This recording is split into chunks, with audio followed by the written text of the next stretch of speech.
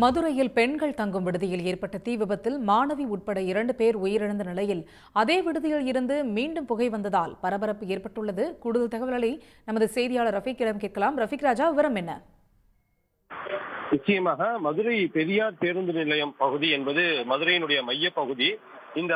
இந்த பகுதியில் ஆட்கள் அதிகமான நடமாட்டங்கள் இருக்கும். இந்நிலையில் தான் இன்று அதிகாலை சுமார் 5 மணி அளவில் மதுரை பெரியார் பேருந்து நிலையம் எதிரே உள்ள கற்றாபாளையம் என்று சொல்லக்கூடிய பகுதியில் தனியார் விடுதி ஒன்று செயல்பட்டு வந்துள்ளது. இந்த விடுதியில் காலை 5 மணிக்கு அங்கு தங்கியிருந்த மாணவிகள் மற்றும் அங்கு பணிபுரியக்கூடிய பெண்கள் தங்கியிருந்துள்ளனர்.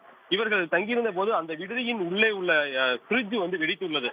வெடித்து புகை கிளம்பி உள்ளது. ஆனால் ஆழ்ந்த உறக்கத்தில், அதிகாலை என்பதால் ஆழ்ந்த உறக்கத்தில் இருந்த பெண்கள் தூங்கியபடி இருந்ததால் இதில் ஒரு சில பெண்களுக்கு மட்டும் நேரடியாக அந்த சிலிண்டரில், அந்த ஃப்ரிட்ஜில் உள்ள சிலிண்டர் வாயு நேரடியாக தாக்கி உள்ளது.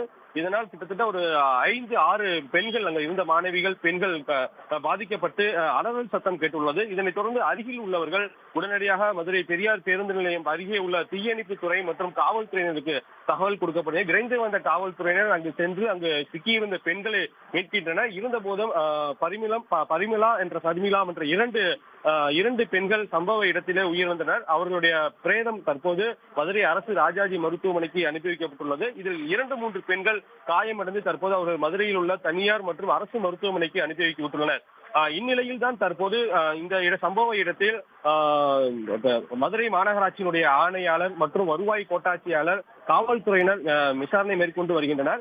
விசாரணையில் பல திடுக்கிடும் உண்மைகள் வெளியாகி உள்ளது. குறிப்பாக இந்த கட்டிடம் என்பது மதுரையைச் சேர்ந்த தினகரன் என்பவருக்கு சொந்தமான கட்டிடம். இந்த கட்டிடம் கிட்டத்தட்ட ஒரு 50 வருடம் பழமையான கட்டிடம் என்பதால் அவர் இந்த விடுதியை காலி செய்ய சொல்லி ஓனரிடம் பல முறை நோட்டீஸ் அனுப்பியுள்ளார். அதே போல மதுரை மாநகராட்சியும் இடிந்த கட்டிடம் என்று சான்று வழங்கி இந்த கட்டிடத்தை உடனடியாக இந்த மாணவி விடுதிகள் செயல்படக்கூடாது என்று மாநகராட்சியும் அறிவுறுத்தியுள்ளது. ஆனால் அதனையும் மீறி அந்த விடுதியை செயல்பட்டு வந்த இன்பா என்ற பெண்மணி நீதிமன்றத்தை நாடி தற்போது இந்த கட்டிடத்தை தொடர்ந்து இந்த விடுதியை நடத்தியுள்ளார். இந்த நிலையில் தான் இந்த விபத்து ஏற்பட்டு 2 பெண்கள் சம்பவ இடத்திலே உயிரிழந்துள்ளனர்.